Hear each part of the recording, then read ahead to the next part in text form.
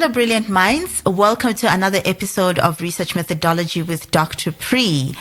Today, we are going to talk about different types of research.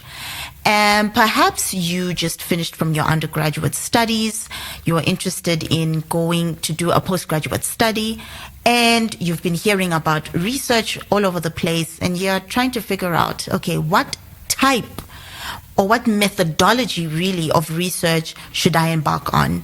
If that is you, this episode is for you today.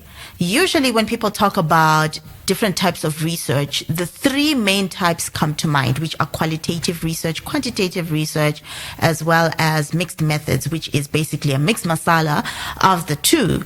But there are different other types of research, and today we're going to be discussing those plus another 5 types of research. And as usual, we're going to use a simple analogy to explain these. And on today's episode, we're going to try and explain each one of those research methodologies using social media. You'll actually be surprised that you have actually been embarking on these different types of research without you actually knowing it. So I hope you're ready. Let's go. Okay, so the first type of research is called basic research. This type of research is something that you do out of pure curiosity. It's just for the love of knowing. So, for example, you're on social media, you are checking out Wikipedia, and something just comes to mind. Perhaps you watched a documentary the day before yesterday or whatever, and you are interested in finding out about the pyramids of Egypt. You'd like to know how their pharaohs back in the day were buried, right? And you go into a deep dive on Wikipedia. Nobody asked you to do this. Chances that it will ever help you later on in life are quite slim. And that's what you would call as a basic research. You just went on this wild goose chase or down this rabbit hole just for the sake of doing so, for the sake of gaining knowledge. So this type of research is done to purely expand your knowledge base. There is no immediate practical outcome that will come out of this type of research. You're doing it out of pure curiosity. It is also known as fundamental research. And usually you'll find that any other research activities that take place after this, somewhere, somehow, they start off or they stem off from here. Usually the question that you are trying to answer is, what is this? Not necessarily, what can I do with this information? This then takes us to the next type of research, which is called applied research. And as the name implies, this is research that you do, which you will eventually apply. So, for example, you Google something specific because you want to solve a problem right here and right now and in this moment. You are not browsing, you are searching for information that will help you to answer a question in the now. Many of us are guilty of this, to be honest. Have you ever been in a situation where you feel a little pain somewhere, or you have a little tickle in your throat, or your eye is twitching or something, and then you go on Google, and Google actually tells you that these symptoms are similar to symptoms that you'll find in a stage 4 cancer patient? That's crazy. But anyway, I'm sure we've all done that eventually. So what exactly is applied research? This is research that is done to solve a specific problem and a real world problem, right? So you're basically taking the knowledge that you have gained and you're putting it to work, or you have a purpose for it. And the goal for this type of research is to have a practical outcome that improves something, or that solves a problem, or that answers a question. So the question that you're really asking yourself to be answered at the end of the day is, what exactly can I do with this information that I have found, and not just what is this? So it is a step up from basic research. All right. Then the next type of research is called action research. So let's say that you are somebody who is a content creator on Instagram, and you want to find out how well your Instagram posts or your Instagram reels are doing. So what would you do? You would go to the analytics side or the insights of your Instagram account, and not just the landing page. So from that type of research, you're trying to find out how exactly did this reel, become viral? Why did this other post flop? What do I need to do to change this, for next time? So what you're actually doing with this type of research is that you as the researcher are involved in the research. So you as the researcher form part of the research, or you are in the research itself. You're not just observing it from the outside. And you're doing this for the purpose of studying your own practice, all right, from the inside. Okay, so you want to understand, how can I use this information to make my own practices better? How can I improve them? The researcher and the research, like I said, they're involved in the same space. You'll find that this type of research is very common when it comes to practical sort of disciplines. Very, very common in the discipline of education, nursing, as well as social work. So, for example, a lecturer wants to find out why exactly did, students fail this test? What exactly happened? What are the data points that I can get from that so that I can improve the students' performance in their next assessment, for example? That is an example of action research. As the word signifies, this is research that you're doing for an actionable outcome, or for an actionable reason. The next type of research is one of the most common ones that are out there, which is qualitative research. Now, I'd like you to listen to the wording there, qualitative research. So you're looking at, for example, you are interested in somebody famous and you do a deep dive into that person's entire profile. You go into their X account or into their TikTok or whatever. You're reading every caption, you're reading every comment, you're noticing what exactly is it that they're posting about, when they post, how people respond, blogs that have taken it up, and so on and so forth. What you're doing here is that you're not counting numbers. You are going into a deep dive into this person's life. And what you're doing is that you want to try and understand the subject. You are trying to understand this person. You want the story behind the person and not necessarily the statistics. That is what is termed as qualitative research. So this research tries to explore meaning. It tries to go into a deep dive into the subject matter that you're researching on. So it tries to answer the question why and also how. And the data that comes, or that you're working with, usually in most cases, it comes with stories. It comes with words. It's very rich data that you're working with. And you usually find that the methods that are used in this type of research are focus groups, interviews, observations, as well as document analysis. This is a little bit different from quantitative research, which, as the word implies, you are looking at quantity. So that means that you're looking at numbers, you are looking at statistics, you're looking at patterns, you are looking at statistical proof. Somehow you're doing a t-test or ANOVA or something along those lines. Okay, let's go back to our analogies.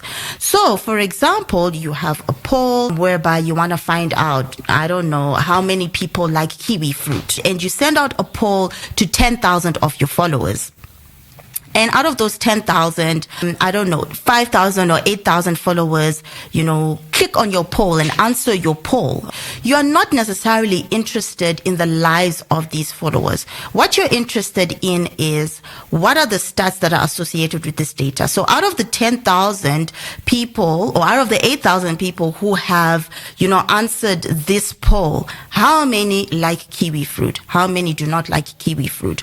You're looking at patterns, you're looking at proof, you're looking at numbers. So this data tells you what the majority likes. Okay, so in other words, this type of research looks at variables, it looks at numerical data, it looks at relationships, and it is also used to test hypotheses. It answers how much? So 1, 2, 3, 4, 5, 6, 7, 8 till forever, and to what extent? Usually in most cases, you'll find that this type of data, you have got to make sure that your sample size is very large, because this is very quick data that you can get, but to see practical proofs or to see practical patterns, you need to have a lot of data at hand.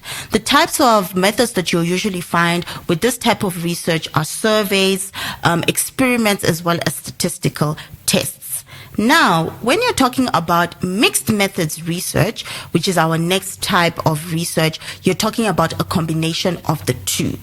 So let's go back to our poll analogy. Okay, so once again, you have sent out a poll to 10,000 of your followers. You want to find out how many of them like kiwi fruit.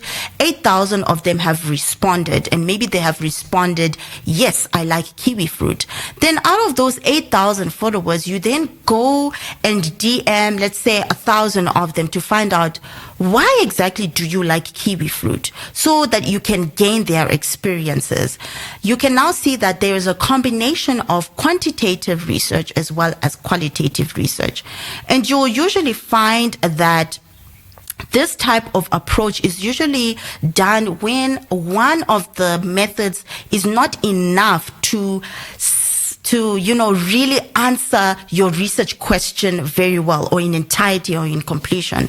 So you need both together to really answer the question or your research question in entirety. That's when you use both of the methods. Can one or all be used in a study? Yes. So you can decide that for your study you want to stick to qualitative. You can decide that you want to stick to quantitative. You usually find that the higher you go, the more it is better to use a mixed approach. Usually when it comes to an honors degree or perhaps a postgraduate diploma, then, one would be encouraged to just choose one of the methodologies, either qualitative or quantitative, due to the amount of time that you have on your hands. But for a master's or a PhD, it's always recommended that you have a combination of the two. All right. Of course, it is more complex to design, but usually the outcome is really, really great.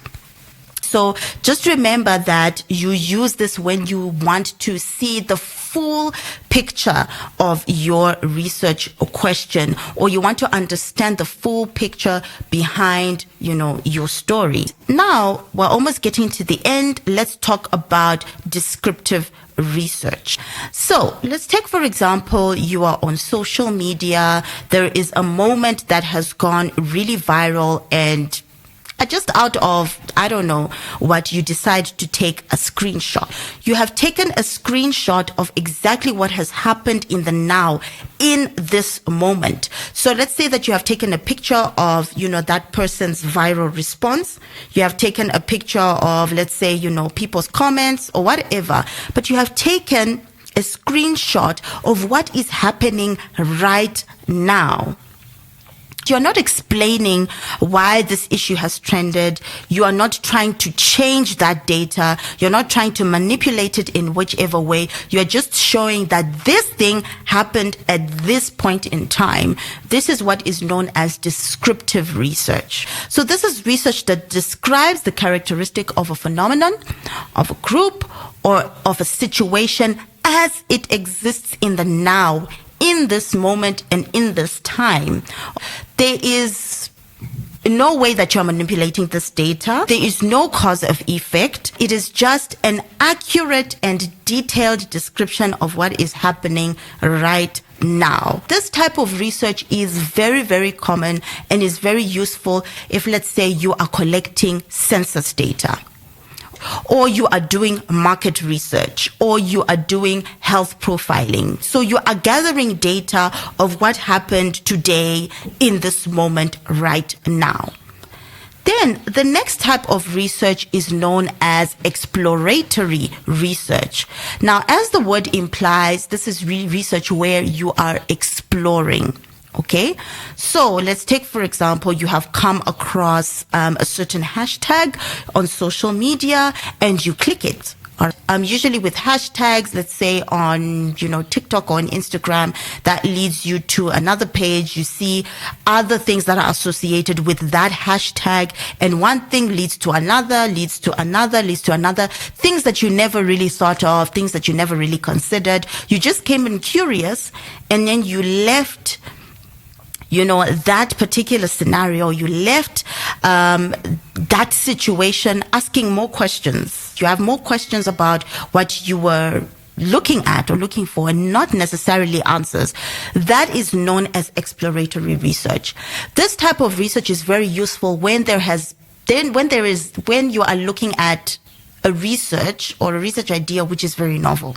Okay, so you're doing research in an area where little is known about that subject matter. All right. The whole point of this research is not necessarily to answer questions, but it is to lead you to certain information that will make you ask better questions, or that will make you ask more questions, so that this can then lead to a more detailed type of design brief for studies that can emanate from your study.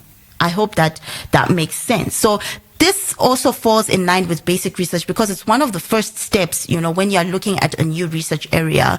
Some supervisors do this a lot when they want to come up with, different projects for various students that they're going to have. All right. So the whole point is to come up with more research questions that will eventually become clearer as more research is done. You're not necessarily doing this research so as to solve a problem or so as to answer the question. You're doing this research to ask questions that will lead you to other questions.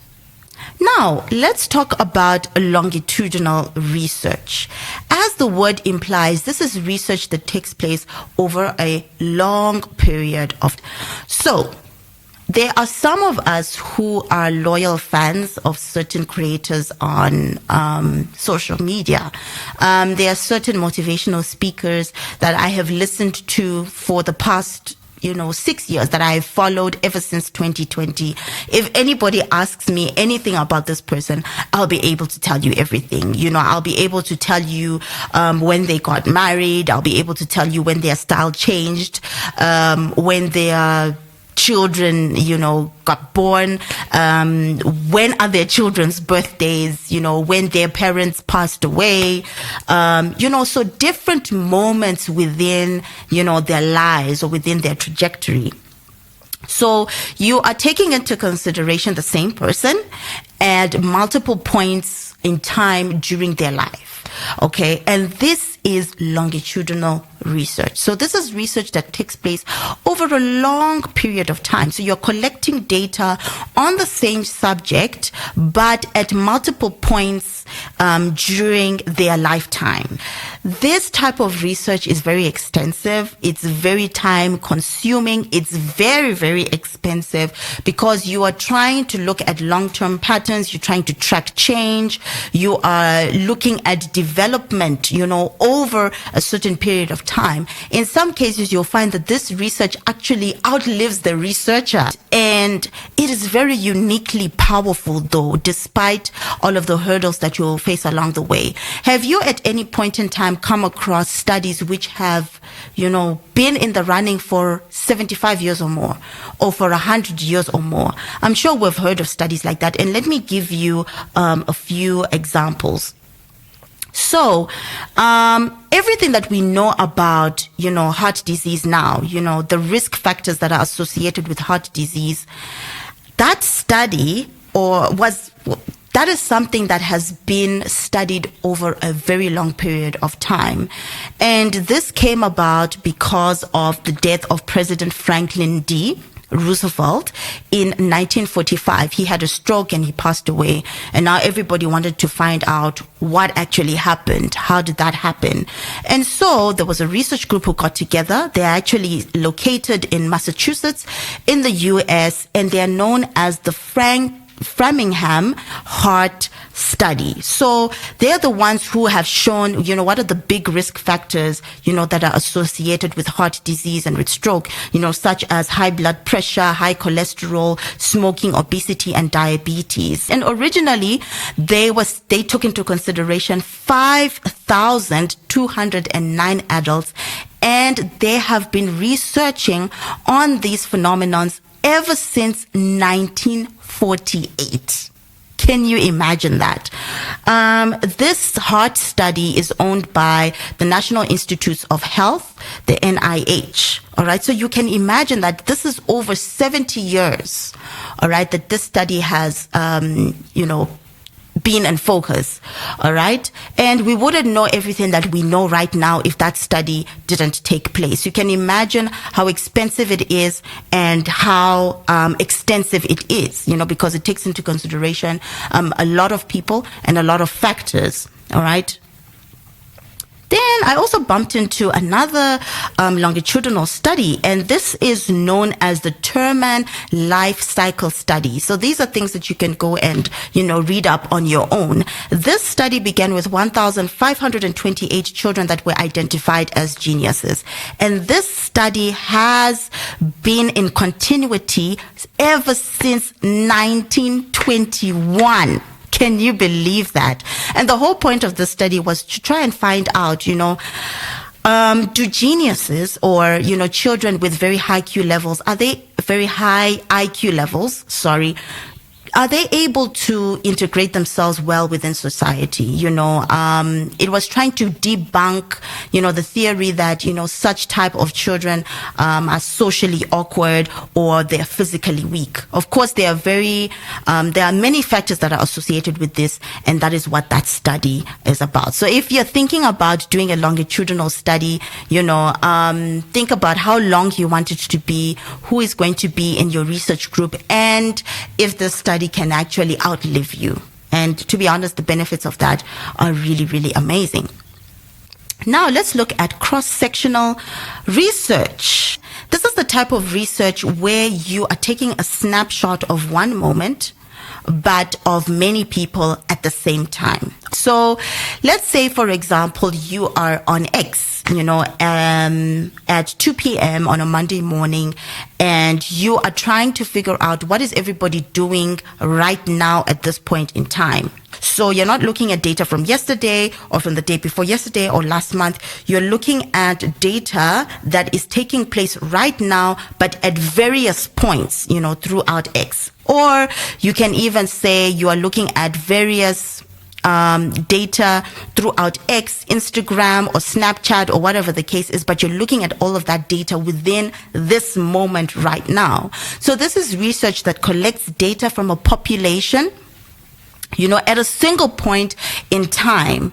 It is quick, it is affordable, and it is very wide-reaching. So it doesn't necessarily show change over time, but it is excellent for understanding a situation as it stands right now in the moment. So you're looking at one moment, several people, or several populations. So it's cross-sectional across the board, looking at a certain subject matter, but you're looking at all of that data in the now.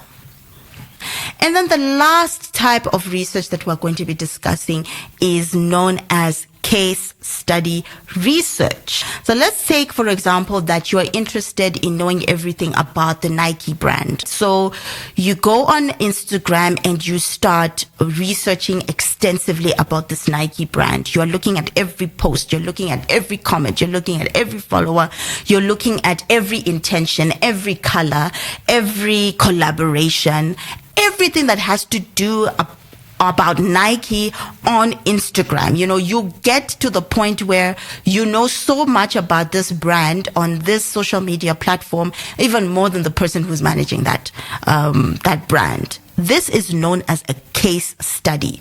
So Nike becomes your case. So this is an in-depth investigation about a case. And this case, like I said, can be in the form of brand, it can be in the form of a person, it can be in the form of a population, a school, an organization, a community, even an event. It is very rich. It is very contextual. So you always have to make sure that with this type of research, you're looking at it at a certain context. It is not the type of research which can, for example, generalize what is going on, in society. But it is looking at a certain case in a certain context, and it's trying to give you deep illumination into what happened in that community or in that event or in that population. You usually find that with this type of research, it is very common, especially when it comes to the law discipline, education. I've seen this a lot within education disciplines as well as business and in health. So this type of research, to be honest, has very unmatched depth and data, and it tells the whole story about a single thing or a single case. So I hope from this episode, I've been able to show you that you have been doing different types of research on social media, but perhaps you just never knew what these were actually called academically. I really hope that this episode has been able to help you and give you insight on the different types of research that is out there. So social media has actually given you a platform to do all of these types of research, but academia has a name for each one of them.